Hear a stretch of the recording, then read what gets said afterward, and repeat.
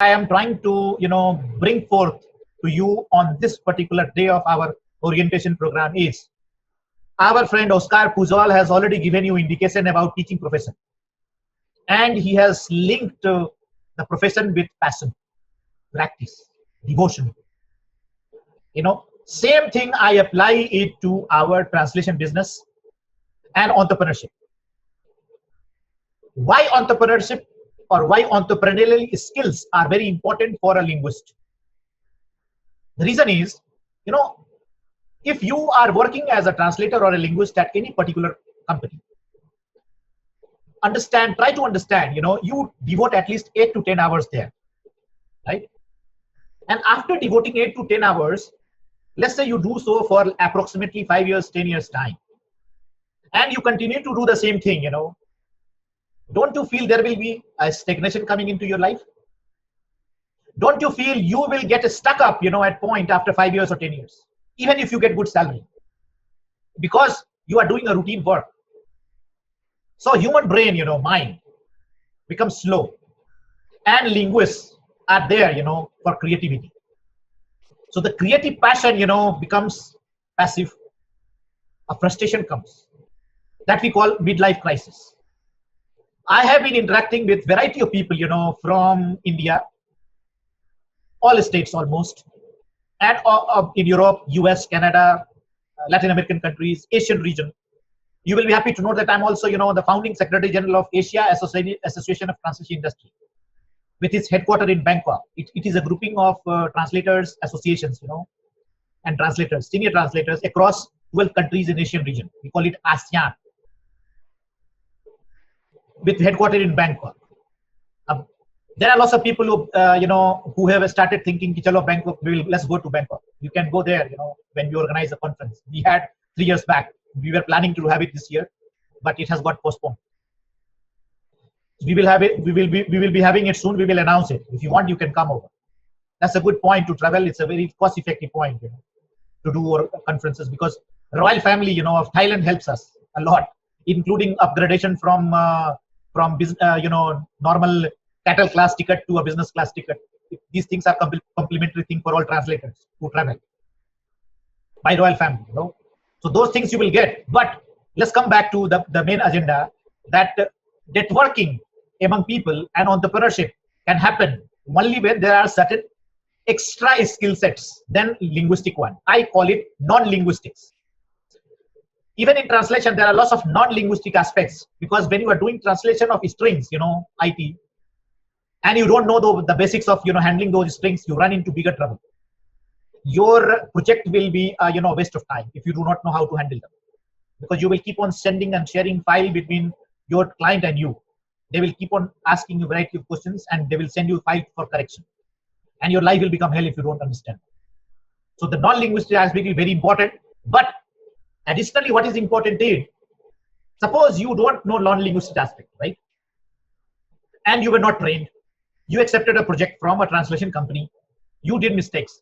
Translation company tried to help you out once, twice, thrice, and finally they got disgusted, and they say you are a useless translator and rejected. And they don't pay either. What will happen? All of your efforts are gone. What will you do? You will wage a war. This translation agency is useless translation agency. There may be, that fellow may be useless, because that project manager could have not briefed you or trained you. It was his responsibility. Or you were useless because you didn't ask them to be trained. You just said, you know everything. There are lots of people who say, okay, it will be done, and you do nothing. So it is not a professionalism. It is not a devotion. It is not a self-respect for yourself. If you want really to be respected, you need to have your basic fundamentals very clear. The basic fundamentals of project management, translation management, glossary management, client management, contract management, risk management, feedback mechanism, continuous development. All these, basic things should be clear. This is what we will be doing during our internship program here at Modlingua for 2 months. There are some interns who request me to remain in touch with me for next 5 months as well. I don't stop. But as long as you are learning and not, killing time, I have no problem. But the fundamentals are, you must improve, learn, try and do it. You do errors, get controlled, again do errors, control, improve, control, improve. If you don't do this, you will not be able to improve in anything, either teaching, interpretation, translation, subtitling, or content writing, editing. There are certain now aspects of language business that is called localization, globalization, internationalization. Similarly, there are new avenues that has come up. We call it domain experts, peer review experts, social media analyst, content analyst, sentiment analyst. These are all who are doing this. These are all linguists. Little bit of certain tweaking on career development with certain 1 week or 10 days or 2 months training. You enter into totally a new domain and make big bucks. Imagine if you become all in one. Will you feel that you will need any office to go? Every now and then you will say, no, I am not interested in this project. I want this one. This is what I have done, my friend. If you want to take example from me, let me brief you about myself. I did my BA. I did, in fact, first year of my studies in political science from Delhi University. After my 10+2 from a military school called Sani School, Tilaiya, Jumri Tilaiya, it has produced the highest number of defense officers in India. I went to Delhi University, did my political science there, first year. 12th, I didn't do well in my exams because of many reasons. So I could not take admission in a very posh college. I ended up in a very good college otherwise in Delhi University, political science. I did well. I was the topper of the college, 60% marks. Offered admission in Karorimal College there to upgrade myself into second year there directly. Parallelly, I took admission in Jawaharlal University for hostel because university has a very good hostel facility at low cost. Took admission in Arabic, studied there for a month. Then I realized, no, I should make a career here in another language. Then after studying 1 month of Arabic, I said to chairperson of Spanish that, can you give me a transfer here? He said, already first sessional exams are over. You will not be able to cope up. But luckily, he was a very nice person and he allowed me to transfer. So I transferred myself from Arabic to Spanish. Why Spanish? Because the Spanish center was a very cool center, in JNU campus. We had lots of party, fiesta, dance party, booze party. Every weekend we used to have, our special party, we call booze party. As a young, this is what I was doing. But that booze party was a good point of, interaction, intercultural interaction. We used to have seniors coming, juniors coming, variety of people coming. Our Spanish center booze party was accompanied by other centers party like French, German, all Italian, not Italian, Portuguese center. So this Russian as well, So we had a very mix of good friends among us. And we used to learn there, while drinking rum or whiskey or beer, etc. Cerveza we call. But after having studied for a year, I was able to understand that, I can make a big career out of there. But the reality was our teachers, many teachers, were discouraging. Nothing is going to happen after you learn it. So then I started questioning, myself, whether I should believe them. Then my sixth sense said, no, I should not believe them. You should believe yourself. Learn from them, the positive things. Reject the negative ones. So negative vibes I rejected. I started moving around with on airports, at monuments to talk to people in Spanish. Practiced. Second year, I went as a guide, tour guide, to Agra, Jaipur, Delhi with a group. And there I learned from drivers, learned from shopkeepers, learned from street boys, they were talking in 10 languages, selling their product. So I had a depression there, I was thinking I'm a police graduate, from a well-known university. And the boys on the streets are talking in 10 languages and you are talking in only one language. So I learned from them that, you should have more skills. So I started learning Portuguese. And then I learned a little bit of French also. That is the career graph. Did my master's. Parallelly, I joined a full-time job. Did work for Peruvian embassy as administrative officer. Promoted them, their business. I even sold aircraft, while working as admin officer there. It was very tough. It took 1 year to take lots of permissions from a variety of agencies and all. Learning, learning. Parallelly, I published some books on doing business in Latin America, one on doing business in Peru, Brazil, Venezuela, and whatnot.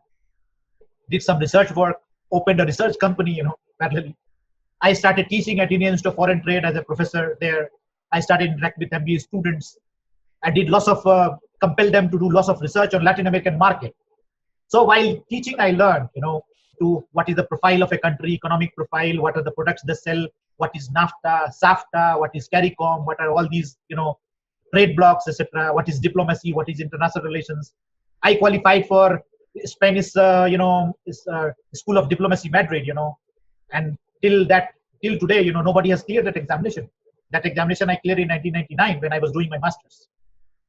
Unfortunately, I could not go there for some family reasons, but that pride I always carry, that I am the only one who qualified that examination. Why this happened? Because I was studying international relations, doing political reports, etc., etc., etc.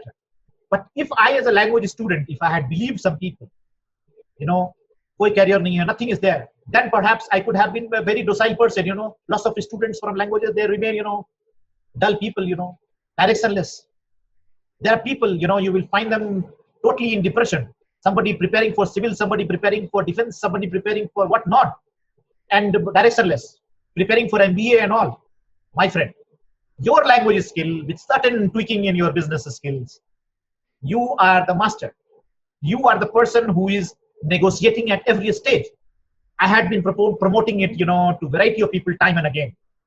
Tell me, who communicates between the nations? It is the translators. Modi ji goes to, let's say, to Russia. Who facilitates the talk between Modi and Putin? Translators. Modi ji talks to premier in China. Who facilitates the talks? Translators. Modi ji wants to talk only in Hindi with Barack Obama in US. Who facilitates? The translator. Luckily, I have facilitated him at some international conferences as well, in Dubai as well as in some Indian context as well, and some variety of people, including French Prime Minister, President of India, Finance Minister, Manmohan Singh ji, and whatnot. You, as a translator, interpreter, you get lots of opportunity to interact with these dignitaries and learn from them. Their lifestyle, their way of talk, their composition. We call this.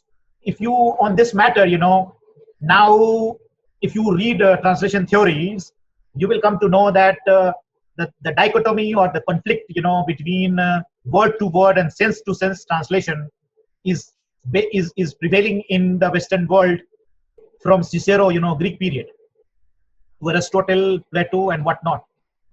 Later on, the functional translation, Schleiermacher theory in Germany, Deulet in France, and Pym in Spain.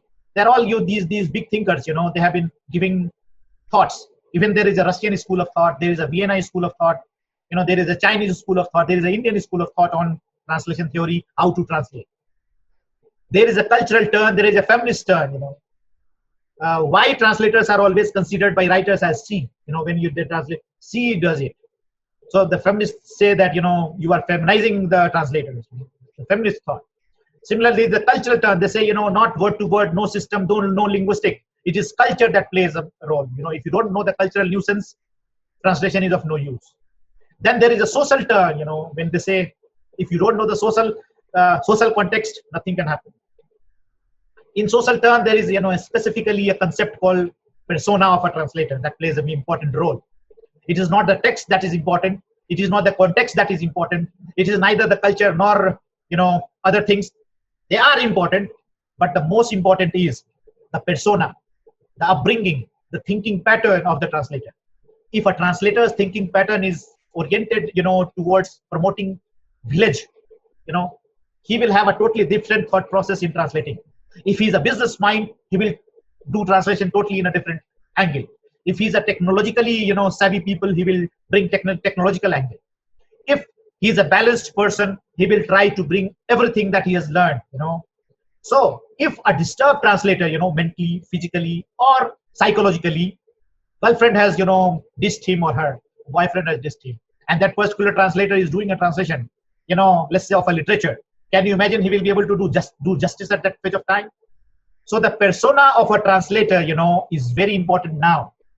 And that persona now, if I have given, I was supposed to give you that video today called Doxa. There is a Pierre Bourdieu, is an Algerian philosopher who has given a sociological theory on power relations in society. He talks that it's not only money that is very important, but he says it is also the social capital. It is also the cultural capital. It is also the political capital. It is also the intellectual capital that matters in anybody's life. So when you are in society in a power game, all these capitals are important. And in that capital, the individuals, intellectual capital of a person, the persona of that person is visible on his face, and that visibility in Hindi we call sanskar. And he gives another name to that visibility, and that is called Doxa. Overall, presentation of your upbringing from your childhood till date is visible on your face. So my fundamental is how to influence that Doxa on your face and make you confident to take on the language world and business world together. So in our internship program, there are 5 points that you always keep into consideration while giving you training or giving you assignment. First, your persona should change, the sanskar. Means that will happen only when you have the power. Power either intellectually, knowledge, social, political, money. You bring from any or all, right? So that is there. Number 2, we are very concerned whether whatever you are learning, you are sharing it with people or not. Because if you don't share, your doxa will never improve. Your personality will never improve. You will remain a person sitting in the corner, busy with the computer. That is not the life, my friend. Bring changes wherever you are, even inside your house, right? Number 3, professionalism, commitment. If you commit that you have to do, you will do it. You must do it at any cost, even if you are at the loss, because your loss will be for once. But the faith that you break, on human beings, commitment we say, that faith, will kill the humanity, the trust factor. So if you are not building trust with people around, either in personal life or in professional life, Jindagi is of no use. Life has no value. Keep that commitment, my friend. And 4th, take initiative. Self-starter. Not necessarily I need to push you. One will push you at certain point, till some points. Motivations, guidance. If you don't ask, you will not get solutions. When I'm saying ask, doesn't mean that now you will keep on giving me calls, 24 hours. Ask your friends. There the teamwork comes. Get in touch with me only when you have no solutions anywhere. I will certainly give you a solution. But if you don't try among your own self, how you will communicate with each other? How you will develop a rapport?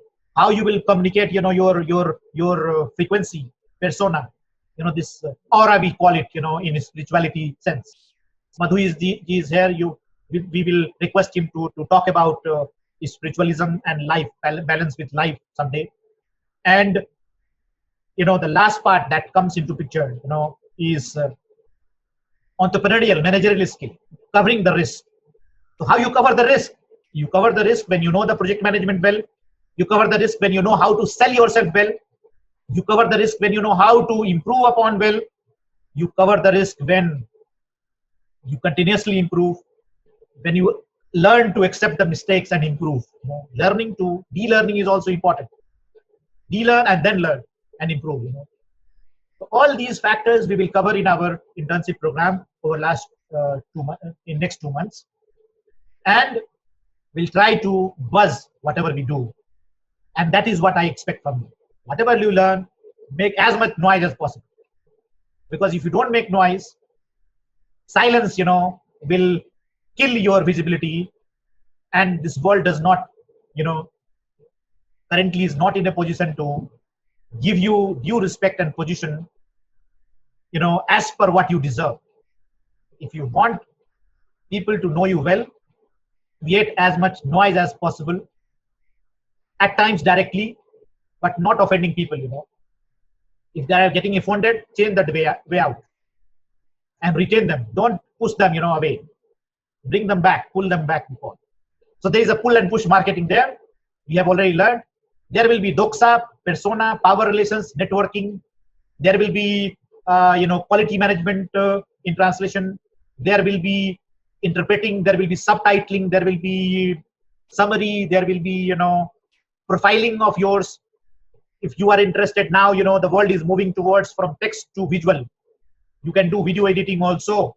If you strongly express your desire and you are willing to learn, we can teach you video editing and you can create your own profile or video and everything, So be self-sufficient. The idea is to be as much self-sufficient as possible.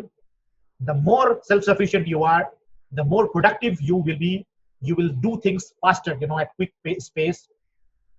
And the more quick you are, the better worth you will have in the job market. So that is what it is, my friend. So instead of being controlled by MBAs or project managers who are not linguists, my always suggestion is to increase your little bit of profile, change some directions, add some features in your system, from linguistics to manager, IT, artificial intelligence, data analytics, social media analysis, domain experts, content writer, editors, managers, interlocutors. Add little bit, slowly. You will find a bigger change in next 2-3 years. And if that happens, my purpose is solved. And I am sure if you bring changes in yourself through whatever we teach you, it will be a major impact in the industry. When you get promoted, myself as a teacher, I will feel enlightened, number one. My company, Modlingua, will also be promoted. Google will know what I'm doing and what you are doing. So they will pick me up, from bottom and bring me top. And luckily, Modlingua is always on the top of the Google search engine. And all this is happening because Modlingua has been sharing, helping people. And that is the return which I'm getting. Your happiness, your changes, betterment in life, little bit, makes us better. Thank you, my friends, for your time. I will not take much of your time again now. We'll meet again tomorrow on WhatsApp. If any of you who are not receiving my WhatsApp messages, it is because you have not saved my number. So I repeat, my number, you please save. India number, that is +91 9953 882481. I repeat, +91 9953 882481. Please share this video. Please share about this internship program and try to bring more people to Modlingua's channel, because we need currently subscribers. The more subscribers we have, the more positive energy we will spread around. That is what I expect from you all, my friends. Thank you for your time and goodbye. If you have any questions, any doubts, please feel free. I will be happy to answer.